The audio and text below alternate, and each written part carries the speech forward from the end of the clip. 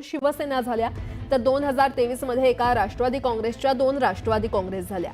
अशातच राज्यात पुन्हा एकदा राजकीय भूकंपाची भविष्यवाणी राज्याचे उद्योग मंत्री उदय सामंत यांनी थेट दावोसमधून केली आहे। ठाकरेंच्या पक्षाच्या 4 आणि 3 खासदार शिंदेंच्या शिवसेनेच्या संपर्कात असल्याचा मोठा दावा उदय सामंत यांनी केलाय। त्यासोबत काँग्रेसच्या 5 आमदारांनी गेल्या 15 दिवसात एकनाथ शिंदेंची भेट घेतल्याचा दावा त्यांनी केलाय। पुढील 3 महिन्यात हे आमदार आणि खासदार शिंदेंसोबत असतील असा मोठा दावाही उदय सामंत यांनी केलाय। आपल्या मतदारसंघातील कामं व्हावीत यासाठी आपण आमदार आणि खासदारांचा शिवसेनेमध्ये येण्याकडे कल असल्याचा उदय सामंत यांनी म्हटलंय।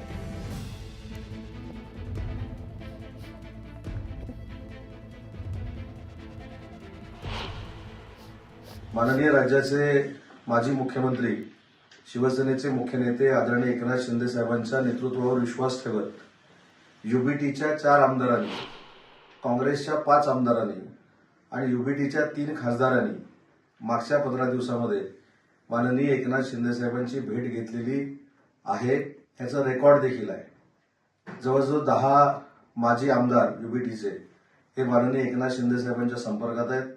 अनेक जिल्हाप्रमुख संपर्कात आहेत। काँग्रेसचे देखील अनेक जिल्हाध्यक्ष, अनेक माजी खासदार, माजी आमदार संपर्कात आहेत आणि येत्या 3 महिन्यात हे सगळे माननीय एकनाथ शिंदे साहेबांच्या नेतृत्वाखाली शिवसेनेमध्ये काम करायला सुरुवात करणार आहेत। एक मोठी बातमी, केईएम रुग्णालयाच्या शताब्दी वर्ष सोहळ्यात बोलताना राज्याचे उपमुख्यमंत्री एकनाथ शिंदे यांनी जोरदार टोलेबाजी केली। डॉक्टर नसलो तरी यशस्वी ऑपरेशन केली आहेत असं एकनाथ शिंदे यांनी म्हटलंय। तर ऑपरेशनसाठी योग्य रुग्ण मिळाल्यानंतर सांगू असं म्हणत त्यांनी राजकीय भूकंपाचे संकेत दिले। तर डॉक्टर नसलो तरी यशस्वी ऑपरेशन केली आहेत असं उपमुख्यमंत्री एकनाथ शिंदे यांनी म्हटलेलं आहे आणि एकनाथ शिंदे यांनी उद्धव ठाकरेंना एकंदरीतच हा टोला लगावलाय।